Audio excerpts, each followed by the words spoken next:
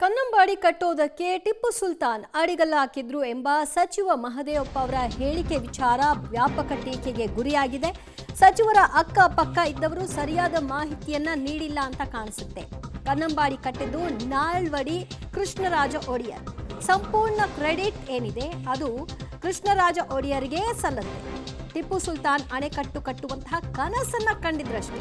ಆದರೆ ಅಣೆಕಟ್ಟು ಕಟ್ಟುವ ಕನಸಿಗೆ ಅವರ ಬಳಿ ಹಣ ಇರಲಿಲ್ಲ ಅನ್ನೋದು ಕೂಡ ಅಷ್ಟೇ ಸತ್ಯ.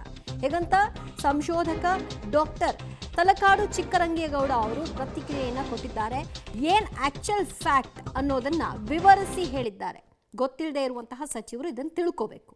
ಕನ್ನಂಬಾಡಿಗೆ ಅಡಿಗಲ್ಲು ಹಾಕಿದ್ದು ಟಿಪ್ಪು ಸುಲ್ತಾನ್ ಅಂತ HC ಮಹದೇವಪ್ಪನವರು ಹೇಳಿದ್ದಾರೆ.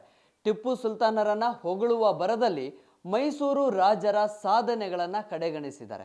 ಈ ವಿಚಾರದ ಬಗ್ಗೆ ಮಾತನಾಡೋದಕ್ಕೆ ಪಬ್ಲಿಕ್ ಟಿವಿಯ ಜೊತೆ ಇತಿಹಾಸ ತಜ್ಞರು ಜೊತೆಗೆ ಸಂಶೋಧಕರು ಕೂಡ ಆಗಿರುವಂತಹ ತಲಕಾಡು ಚಿಕ್ಕರಂಗೇಗೌಡರಿದ್ದಾರೆ. ಅವ್ರನ್ನೇ ಮಾತನಾಡಿಸ್ತಾ ಹೋಗೋಣ. ಸರ್, ಈ ವಿಚಾರದಲ್ಲಿ ಯಾರಿಗೆ ಕ್ರೆಡಿಟ್ ಹೋಗಬೇಕು, ಜೊತೆಗೆ ಸಚಿವರು ಹೇಳಿರುವಂತಹ ಈ ಒಂದು ಹೇಳಿಕೆಯ ಬಗ್ಗೆ ತಮ್ಮ ಒಂದು ಅಭಿಪ್ರಾಯ?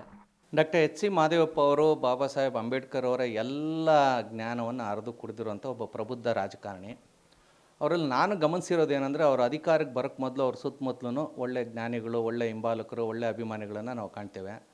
ಅಧಿಕಾರ ಬರೋಕ್ಕೆ ಮೊದಲು, ಅಧಿಕಾರ ಬಂದ ಮೇಲೆ ಅವ್ರು ಯಾರೂ ಕಾಣೋದಿಲ್ಲ, ಇನ್ಯಾರ್ಯಾರೋ ಕಾಣ್ತಾರೆ. ಬಹುಶಃ ಆ ಎಲ್ಲ ಇನ್ಯಾರ್ಯಾರೋ ಜನಗಳ ಒಂದು ಹೇಳಿಕೆಯಿಂದಾಗಿ ಇವತ್ತು ಡಾಕ್ಟರ್ ಮಹದೇವಪ್ಪ ಅವರು ಈ ರೀತಿ ಒಂದು ಹೇಳಿಕೆ ಕೊಡೋದಕ್ಕೆ ಕಾರಣ ಅಂತೇಳಿ ನನ್ನ ಒಂದು ಅಭಿಪ್ರಾಯ.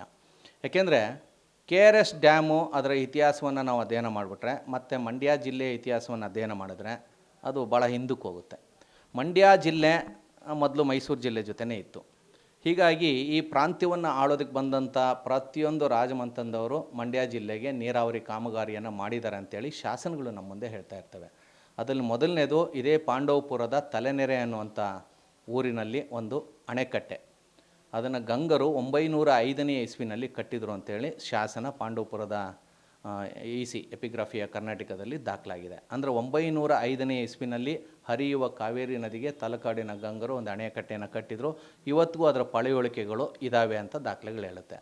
ಅದಾದ ನಂತರ ಚೋಳರು ಬಂದು, ಚೋಳರಾದ್ಮೇಲೆ ಹೊಯ್ಸಳರು ಅಧಿಕಾರಕ್ಕೆ ಬಂದಾಗ 1340ರ ವೇಳೆಗೆ ಪುರಿಗಾಲಿ ಹತ್ರ ಮುಡುಕ್ತೋರೆ ಅಂತ, ನಮ್ಮ ತಲಕಾಡಿಗೂ ಪುರಿಗಾಲಿಗೂ ಮಧ್ಯದಲ್ಲಿ ಮುಡುಕ್ತೋರೆ ಅಂತ ಬರುತ್ತೆ. ಅದು ಅರ್ಧ ಮಂಡ್ಯ ಜಿಲ್ಲೆ, ಅರ್ಧ ಮೈಸೂರು ಜಿಲ್ಲೆಗೆ ಸೇರುತ್ತೆ. ಅಲ್ಲಿ ಮಾಧವ ಮಂತ್ರಿ ಅಣೆಕಟ್ಟೆ ಅಂತೇಳಿ ಹೊಯ್ಸಳರ ಕಾಲದಲ್ಲಿ, ಅಂದರೆ ಹೊಯ್ಸಳರು ಮತ್ತು ವಿಜಯನಗರದ ಅರಸರ ಪ್ರಾರಂಭ, ಹೊಯ್ಸಳರ ಕೊನೆಯ ಕಾಲಘಟ್ಟದಲ್ಲಿ ಒಂದು ಅಣೆಕಟ್ಟೆಯನ್ನು ಕಟ್ಟಿದ್ದಾರೆ. ಅದು